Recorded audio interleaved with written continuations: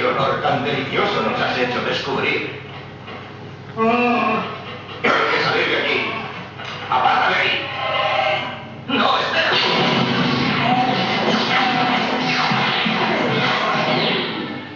¿Por qué no piensas un poco? Está sellado magnéticamente. Suelta ya eso, nos vas a matar a todos. Bé, doncs aquesta escena, per donar-li més realisme, la van fer amb escombraries de veritat, no? Vull dir, amb aigua putrefacta, i van estar rodant moltes hores, de fet les parets s'estreten, no? I estan a punt d'esclafar-los. Què va passar? Que el Mark Hamill no suportava l'olor i va aguantar la respiració tan fort que se li va rebentar un vas sanguini d'un dels ulls.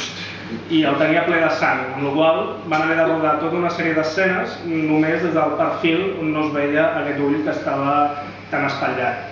A més, ja us dic que la pel·lícula, tot i que sembli de gran pressupost, en aquell moment no ho era, i el vestit del Chihuahua es va embrutar d'olor d'escombraries i durant tot el rodatge va fer una peste important per desgràcia d'ell i dels seus companys de rodatge. Hi ha un moment que la princesa Leia li diu «Quítame de encima este felpudo compadre». Es veu que aquesta frase era una mica realitat, no? Per entendre'ns, ningú volia estar al costat del pobre Chihuahua.